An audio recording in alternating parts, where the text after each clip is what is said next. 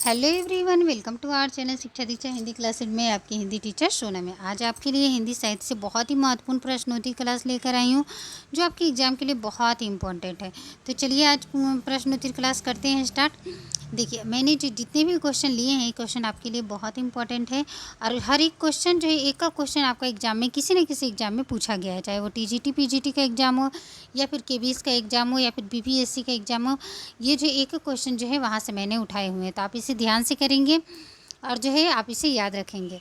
अच्छा, और जो है बहुत सारे लोगों का कमेंट आ रहा है कि मैम मुझे टेलीग्राम से जुड़ना है, तो आप मेरे चैनल पे जाके जो है वहाँ पे टेलीग्राम का लिंक दिया हुआ है, आप वहाँ से जुड़ सकते हैं। और इस वीडियो को डिस्क्रिप्शन बॉक्स में आप जाकर वहाँ पे लिंक से भी वहाँ से आप जुड़ सकते हैं। मैं वहाँ पे आपको PDF शेयर कर देती हूँ। तो चलिए जानते हैं आज का पहला प्रश्न। देखिए क्या है, इनमें से कौन सी बोली पश्चिमी हिंदी वर्ग की नहीं है। इसे पूछा है, नहीं है पूछा है। देखिए तो आंसर क्या हो जाएगा, अवधी। ऑप्शन देखिए, अवधी, ब्रज, बुंदेली, कनौजी। सही आंसर क्या होगा, ब्रज, कनौजी, बुंदेली। ये तीनों जो देख रहे हैं ना आप सब, ये पश्चिमी हिंदी वर्ग की बोलियां हैं। क्या है, पश्चिमी हिंदी वर्ग की बोलियां हैं। जबकि अवधी पूर्वी हिंदी की बोली है। पूर्वी हिंदी में अवधी, बघेली, छत्तीसगढ़ी आता है और पश्चिमी हिंदी में आपका आएगा खड़ी बोली, ब्रजभाषा, बुंदेली, कनौजी। तो ये सभी क्या हैं, पश्चिमी हिंदी वर्ग की बोलियां हैं। और यहाँ पे आंसर हो गया आपका ए। ठीक है, आगे चलते हैं। स्वध्वनि का उच्चारण स्थान है, यहाँ पूछ रहा है आपका कि स्वध्वनि का उच्चारण स्थान है मूर्धन्य, तालव्य, दंत या ओष्ठ। तो सही आंसर क्या होगा, स्वध्वनि का उच्चारण स्थान तालव्य है। क्या है, तालव्य। आज ही मैंने जो है व्यंजन वर्णों का जो उच्चारण स्थान पे एक शॉर्ट्स डाला है, आप उसे जाके देख सकते हैं। ट्रिक के माध्यम से आपको आसानी से जो है याद हो जाएगा वो। आगे चलते हैं। कामरेड का कोट किसकी रचना है, अमरकांत, राजेश जोशी, सृंजय, फणीश्वरनाथ, रेणु जी। तो कामरेड का कोट जो है ये सृंजय जी द्वारा रचित है। किसके द्वारा, सृंजय। उक्ति व्यक्ति प्रकरण के लेखक कौन है, पुष्पदंत, रूढ़ कवि, ठाकुर ज्योतिरीश्वर या दामोदर शर्मा। सही आंसर क्या होगा, उक्ति व्यक्ति प्रकरण के लेखक दामोदर शर्मा है। कौन है, दामोदर शर्मा। और पुष्पदंत जी की कौन सी रचना है, तो महापुराण, नय कुमार चरिव, जसहर चरिव, ये सब पुष्पदंत जी की है। रूढ़ कवि आप जानते ही, ये रूढ़ कवि की राहुल वेल कृति है, जो चंपू काव्य से कहा जाता है। और ठाकुर ज्योतिरीश्वर की जो है वर्ण रत्नाकर। तो ये चारों का जो है आप लोगों का हो गया। इस तरह से अगर आप पढ़ेंगे, चारों ऑप्शन को क्लियर करते जाएंगे, तो आपका जो है तैयारी बहुत ही अच्छा हो जाएगा। आगे चलते हैं। श्यामा स्वप्न के लेखक कौन है, किशोरी लाल गोस्वामी, ठाकुर जगमोहन सिंह, ब्रजनंदन सहाय या गोपाल राम गहमेरी। तो स्वामी, यहाँ देखिए श्यामा स्वप्न है, श्यामा स्वप्न के लेखक कौन है, ठाकुर जगमोहन सिंह है। कौन है, ठाकुर जगमोहन सिंह। और साथ ही साथ आपको ये जो किशोरी लाल जी हैं, ब्रजनंदन सहाय हैं, गोपाल राम गहमेरी जी, इनके भी आपके जो है प्रमुख उपन्यासों को याद कर लेना है। गोपाल राम गहमेरी आप जानते ही होंगे, जासूसी उपन्यासकार इन्हें कहा जाता है। इनके अद्भुत लाश, सरकटकती लाश, ये सब जो है इनके प्रमुख उपन्यास हैं। सरकती लाश, इस तरह से। आगे चलते हैं। तेरी मेरी उसकी बात के लेखक कौन है, तेरी मेरी उसकी बात के लेखक कौन है, भगवती चरण वर्मा, यशपाल, अमृतलाल नागर और शिव प्रशांत सिंह। तो सही आंसर क्या होगा, तेरी मेरी उसकी बात के लेखक है यशपाल जी। कौन है, यशपाल जी।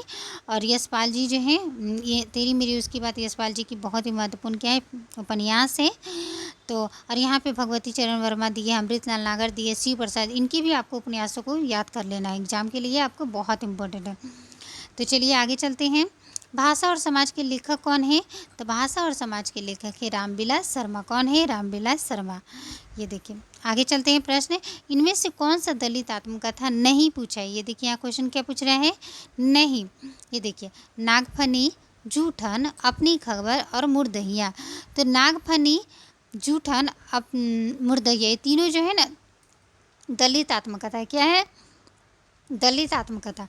लेकिन जो अपनी खबर है वह क्या है, वह जो है दलित आत्मकथा नहीं है। सही आंसर क्या होगा, सी। क्या होगा, सी। अपनी खबर जो है पांडे बीटन शर्मा उग्र, पांडे बीटन शर्मा उग्र जी की रचना है। नागफनी किसकी है, रूपनारायण सोनकर की, रूपनारायण सोनकर की। जूठन किसकी है, ओम प्रकाश वाल्मीकि, ओम प्रकाश वाल्मीकि। और मुर्दहिया तो डॉक्टर तुलसीराम। आपको याद कर लेना है, बहुत इंपॉर्टेंट ये रचना है, ये एग्जाम में इसे क्वेश्चन हमेशा आए हुए हैं। ठीक है, आगे चलते हैं। ये देखिए, तो सही आंसर आपका इसमें क्या है? सही आंसर इसमें आपका सी है। ठीक है, आगे चलते हैं। उज्ज्वल वरदान चेतना का सौंदर्य जिसे सब कहते हैं, यह पंक्ति कात्यायनी के किस सर्ग से है? ऑप्शन पढ़ते हैं। श्रद्धा, आशा, लज्जा, आनंद। यह जो है पंक्ति कात्यायनी के किस सर्ग की है? तो लज्जा सर्ग की। किस सर्ग की? लज्जा। याद रखेंगे, लज्जा सर्ग जो है कात्यायनी का है और यह छठा सर्ग है। और जो है आप जानते हैं कात्यायनी जयशंकर प्रसाद जी द्वारा रचित है और जयशंकर प्रसाद जी की बहुत ही महत्वपूर्ण कृति है जिसका जो है प्रकाशन वर्ष 1936 है। और इसमें कुल कितने सर्ग हैं? तो 15 सर्ग हैं। इतना आपको याद रखना ही चाहिए। आगे चलते हैं। कितना अनुभूतिपूर्ण था वह एक क्षण का आलिंगन? कथन किस रचना से? बहुत इंपॉर्टेंट है, एग्जाम में पूछा हुआ है। ध्रुव स्वामिनी, प्रेम योगिनी, कर्पूर मंजरी, नील देवी। सही आंसर क्या होगा? सही आंसर है ध्रुव स्वामिनी। क्या है? ध्रुव स्वामिनी। यह जो है ध्रुव स्वामिनी का कथन है और ध्रुव स्वामिनी नाटक से लिया गया है और इसके रचयिता का क्या नाम है? जयशंकर प्रसाद जी हैं। इसका प्रकाशन वर्ष क्या है? तो 1933। यह कथन ध्रुव स्वामिनी बोलती है। ठीक कथन है। ठीक है, आगे चलते हैं। अथातो घुमक्कड़ जिज्ञासा किस विधा की रचना है? ऑप्शन पढ़ते हैं। उपन्यास, रेखाचित्र, यात्रा वृत्तांत, कहानी। तो अथातो घुमक्कड़ जो है ये यात्रा वृत्तांत है। क्या है? यात्रा वृत्तांत। याद रखेंगे। आगे चलते हैं। निम्न उपन्यासों का सही अनुक्रम कौन सा है? निम्न उपन्यासों का जो है सही अनुक्रम कौन सा है? ऑप्शन पढ़ते हैं। ये देखिए, सन्यासी, अजय की डायरी, अपने अपने अजनबी, कल्याणी। कल्याणी, सन्यासी, अजय की डायरी, अपने अपने अजनबी। अजय की डायरी, कल्याणी, अपने अपने अजनबी, सन्यासी, अपने अपने अजनबी, सन्यासी, अजय की डायरी, कल्याणी। सही आंसर इसका क्या होगा? सही आंसर इसका होगा, चलिए बताइए, बी। क्या होगा? बी। कल्याणी जो है कब की है? 1939 की। 1939। अच्छा, सन्यासी कब की है? तो सन्यासी जो है 1940 की है। 40 की है। अजय की डायरी कब की है? 1960। और अपने अपने अजनबी कब की है? 1961। ठीक है, ये आपका जो है प्रमुख उपन्यासों का सही क्रम हो गया, याद कर लेंगे। प्रकाशन वर्ष के अनुसार निम्न नाटकों का सही क्रम पूछा है इसमें। कोर्ट मार्शल, कबीरा खड़ा बाजार में, कथा एक कंस की द्रौपदी। बी, कबीरा खड़ा बाजार में, कथा एक कंस की द्रौपदी, कोर्ट मार्शल। सी देखिए, कथा एक कंस की द्रौपदी, कोर्ट मार्शल, कबीरा खड़ा बाजार में। द्रौपदी, कथा एक कंस की, कबीरा खड़ा बाजार में, कोर्ट मार्शल। तो सही आंसर इसका क्या होगा? चलिए बताइए, 12 नंबर का। इसका सही आंसर है ये डी, द्रौपदी। देखिए, द्रौपदी का प्रकाशन वर्ष क्या है ये देखते हैं। ये देखिए, डी आंसर है। द्रौपदी का प्रकाशन वर्ष है 1972। कब है? 1972। कथा एक कंस की 1976 और कबीरा खड़ा बाजार में 1981 की है और कोर्ट मार्शल 1991 का है। ठीक है, याद रखेंगे, इंपॉर्टेंट है। आगे चलते हैं। ये देखिए 13 नंबर में, चलिए ऑप्शन पढ़ते हैं। तो यहाँ बोल रहे हैं एक कंठ विस्पाई, निम्न कृतियों को उनके विधा से मिलाना है। एक कंठ विस्पाई, जीवनी, अन्य से अनन्य, यात्रा वृत्तांत, एक बूंद सहसा उछली, आत्मकथा, उत्तर योगी श्री गोविंद, गीतिनर। तो एक कंठ विस्पाई जो है वो क्या है? वो जो है आपका क्या है? चलिए बताइए, इसका सही आंसर क्या होगा? ए, बी, सी। यहाँ पे सी है। यहाँ पे क्या है? सी। यहाँ पे सी आपका है, रुकिए, सी में। अच्छा, एक कंठ विस्पाई क्या है? एक कंठ विस्पाई आपका जो है गीति नाट है। क्या है? गीति नाट। तो ये सी का ये हो गया चौथा। अन्य से अनन्य क्या है? आत्मकथा। ये तीसरा हो गया। अच्छा, एक बूंद सहसा उछली, आप जानते हैं अज्ञे जी की यात्रा वृत्तांत है। क्या है? यात्रा वृत्तांत। तो ये आपका हो गया सी का दूसरा। और उत्तर श्री योगी श्री अरविंदी क्या है? जीवनी है। क्या है? जीवनी। तो इस तरह से आपका आंसर सही हो गया सी। ठीक है, याद रखेंगे। आगे चलते हैं। कमलेश्वर द्वारा रचित कहानी नहीं पूछा है, ध्यान से। फिर कमलेश्वर जी का कहानी में बहुत महत्वपूर्ण योगदान है। इनके प्रमुख कहानियों को आप याद कर लीजिए। राजा निर्बंसिया, मांस का दरिया, एक और जिंदगी, कस्बे का आदमी। तो ये देखिए, ये तीनों जो कहानी आप देख रहे हैं ना, ये तीनों कहानी कमलेश्वर जी की महत्वपूर्ण कहानी है। आप इसे याद कर लेंगे। राजा निर्बंसिया, मांस का दरिया, एक और जिंदगी और कस्बे का आदमी। इसमें से कौन सा नहीं पूछा है? एक और जिंदगी जो है कमलेश्वर जी का नहीं है। और ये तीनों जो कहानी है, राजा निर्बंसिया, मांस का दरिया, कस्बे का आदमी, ये तीनों कहानी किसकी है? तो कमलेश्वर जी की कहानी है। एक और जिंदगी किसकी कहानी है? मोहन राकेश की। किसकी? मोहन राकेश की।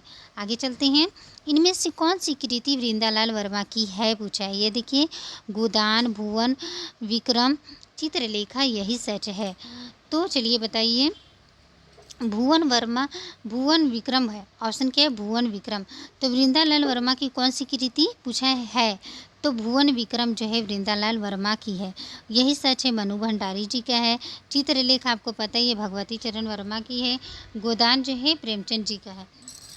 चलिए आगे चलते हैं, सही आंसर क्या होगा, दूसरा नंबर का दूसरा है, 15 का दूसरा। ठीक है, 15 का दूसरा सही आंसर है। इनमें जीवनी परक उपन्यास नहीं पूछा है। ये देखिए, इसमें पूछ रहा है नहीं। खंजन नयन, मानस कहांस, पहला गिरमिटिया या भूले बिसरे चित्र। तो खंजन नयन, मानस कहांस, पहला गिरमिटिया, ये तीनों जो है ना जीवनी परक उपन्यास है, तीनों, ये तीनों।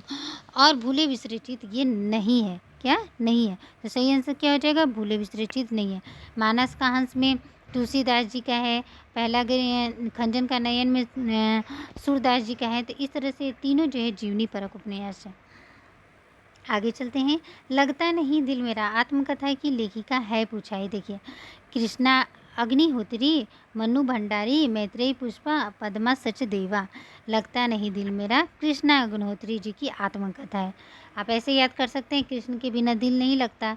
हाँ, हम लोगों ने तो ऐसे ही याद किया था, कृष्ण के बिना दिल नहीं लगता। तो लगता नहीं दिल मेरा किसका आत्मकथा है, कृष्णा अग्निहोत्री जी का। आगे चलते हैं, प्रकाशन वर्ष के अनुसार सही क्रम है। त्यागपत्र, मेरी तेरी, उसकी बात, नदी के दीप और खंजन नयन। त्यागपत्र, नदी के दीप, मेरी तेरी, उसकी बात, खंजन नयन। नदी के दीप, त्यागपत्र, खंजन नयन, मेरी तेरी, उसकी बात, खंजन नयन, नदी के दीप, त्यागपत्र, मेरी तेरी, उसकी बात। तो चलिए इसका सही आंसर क्या होगा बताइए, त्यागपत्र। इसका सही आंसर क्या हो जाएगा, बी त्यागपत्र। नदी के दीप, मेरी तेरी, उसकी बात, खंजन नयन। त्यागपत्र किसकी रचना है, त्यागपत्र कब की है, तो 1937 की है, जैनेन्द्र जी की है, बहुत इंपॉर्टेंट है। नदी का दीप 1951 की है, अज्ञे जी का है। मेरी तेरी, उसकी बात अभी आप लोगों ने पढ़ा, किसका था, यशपाल जी का। और खंजन नयन, अमृतलाल नागर जी का, 1981 का। ये चारों उपन्यास बहुत इंपॉर्टेंट है और इससे क्वेश्चन हमेशा आपको प्रकाशन वर्ष याद कर लेना चाहिए। आगे चलते हैं, निम्नलिखित आलोचकों को उनके ग्रंथ से सम्मिलित करना है। तो चलिए ऑप्शन पढ़ते हैं, नंदुलारे वाजपेयी, लक्ष्मीकांत वर्मा, रामविलास शर्मा, विजय देवनारायण शाही। अब देखिए इसमें चलिए मिलान करना है, चलिए कीजिए मिलान। तो नंदुलारे वाजपेयी जी का है, क्या है, हिंदी साहित्य 20वीं शताब्दी, ए का चौथा हो गया। लक्ष्मीकांत वर्मा जी का क्या है, नई कविता के प्रतिमान। रामविलास शर्मा जी का निराला, बहुत महत्वपूर्ण कृति। विजय देवनारायण शाही का जायसी। तब देखिए तो कौन सा सही है, एक आपका हो गया, एक आपका हो गया चौथा, ए का चौथा। लक्ष्मीकांत वर्मा तीसरा, अच्छा रामविलास शर्मा दूसरा, और विजय देवनारायण शाही, इसका मतलब डी ऑप्शन आपका सही है। इस तरह से आप लोग करेंगे, डी। आगे चलते हैं, तुलसीदास जी के गुरु का नाम क्या था, रामानंद, हनुमत शास्त्री, नरहरियानंद या रामानुजाचार्य। तो तुलसीदास जी के गुरु का नाम क्या था, नरहरियानंद, क्या, नरहरियानंद। आगे चलते हैं, देवनागरी लिपि का विकास किस लिपि से हुआ। चलिए, देवनागरी लिपि का विकास किस लिपि से हुआ। चलिए ऑप्शन पढ़ते हैं, खरोष्टी लिपि, ब्राह्मी लिपि, कुटिल लिपि, चित्रलिपि। किस लिपि से होता है देवनागरी लिपि का विकास, तो याद रखेंगे देवनागरी लिपि का जो है विकास ब्राह्मी लिपि से होता है। किस लिपि से, ब्राह्मी लिपि से। आगे चलते हैं, मिश्र वाक्य को इसमें पहचाना है, क्या करना है, मिश्र वाक्य को पहचाना है। गाड़ियाँ बहुत तेज चल रही हैं, आज यदि बारिश हो तो तुम यहीं रुक जाना। अब वह घर से निकला था परंतु वापस लौट आया, इनमें से कोई नहीं। तो चलिए बताइए सही आंसर क्या होगा, बी मिश्र वाक्य को इसमें पहचानना है। तो यदि बारिश हो तो तुम यहीं रुक जाना, तो इस तरह से रहेगा, तो वो क्या हो गया, मिश्र वाक्य। आगे चलते हैं, ये देखिए, संसार की समरस्थली में धीरता धारण करो, संसार की समरस्थली में धीरता धारण करो। इस पंक्ति में अलंकार पूछा है आपसे, अनुप्रास, लेस, यमक, विप्सा। तो सही आंसर क्या होगा, इसमें देखिए स वर्ण की आवृत्ति हो रही है ना, हाँ स वर्ण की आवृत्ति हो रही है, तो कौन सा अलंकार होगा, अनुप्रास। कौन सा, अनुप्रास। आगे चलते हैं, संधि विच्छेद पहचानना है आपको इसमें, संधि विच्छेद चलिए पहचानिए। अंतर, ऑप्शन पढ़ते हैं, ये देखिए, अंतर ध्यान, अंत ध्यान, अंतर्ध्यान या अंत अंत प्लस यहाँ पे होगा अंत प्लस ध्यान। तो सही आंसर क्या होगा, चलिए बताइए।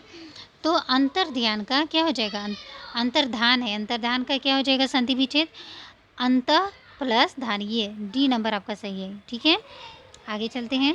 इनमें से कौन ज्ञानपीठ पुरस्कार विजेता नहीं है। देखिए ज्ञानपीठ से एक क्वेश्चन आ सकता है, साहित्य अकादमी से भी। तो जितने लोगों को ज्ञानपीठ मिला है आप याद कर लेंगे, इम्पोर्टेंट है आप लोगों के लिए। निर्मल वर्मा जी को ज्ञानपीठ मिला है, नरेश मेहता जी को भी ज्ञानपीठ मिला है, और रामधारी सिंह दिनकर जी को भी ज्ञानपीठ मिला है उर्वशी के लिए। लेकिन इसमें राजेंद्र यादव जी को ज्ञानपीठ नहीं मिला है। तो सही आंसर क्या हो जाएगा, 25 का तीसरा, क्या सी, 25 का सी है तीसरा। उस विकल्प का चयन करें जो दिए गए शब्दों का एक अर्थी शब्द है। क्या है, एक अर्थी शब्द है। तो चलिए ऑप्शन पढ़ते हैं। अगोचर, अनुनय, अतीन्द्रिय, अप्रत्याशित। तो जो यहाँ पे अब बताइए, जिसकी आशा न की गई हो, जिसकी आशा न की गई हो, उसका एक अर्थी शब्द क्या है, अप्रत्याशित। क्या है, अप्रत्याशित। तो इसका आंसर क्या हो गया, डी। आगे चलते हैं। नेपाली शब्द में कौन सा प्रत्यय है, चलिए बताइए। नेपाली शब्द में कौन सा प्रत्यय, अली, ली, ई या ई। छोटी ई, ये छोटी ई है और ये बड़ी ई है। सी नंबर में बड़ी ई और डी नंबर में छोटी। तो कौन सा सही आंसर होगा 27 नंबर का। नेपाली शब्द में नेपाल, ये देखिए अगर लिखेंगे नेपाल और प्लस ई, क्या बन गया, नेपाली बन गया। तो कौन सा प्रत्यय लगा, ई प्रत्यय, बड़ी ई प्रत्यय। सही आंसर हो जाएगा सी। आगे चलते। आग पर लौटना मुहावरा का सही अर्थ पूछ रहा है इसमें। दूसरों पर झगड़ा करा के अलग हो जाना, ईर्ष्या से जलना, क्रोध को भड़काना, खतरा मोल न लेना। तो सही आंसर क्या होगा, चलिए बताइए। आग पर लौटना, आग पर लौटना मतलब क्या होता है, ईर्ष्या से जलना। क्या, ईर्ष्या से जलना। आगे चलते हैं। संविधान के किस अनुच्छेद के तहत हिंदी को, यहाँ हिंदी होगा, हिंदी को संघ की राजभाषा घोषित किया। ऑप्शन पढ़ते हैं। अनुच्छेद 343, अनुच्छेद 340, अनुच्छेद 342, अनुच्छेद 341। तो सही आंसर इसका क्या है, अनुच्छेद 341 में जो है संविधान के अनुच्छेद 343 में 343 सही आंसर है, ए नंबर।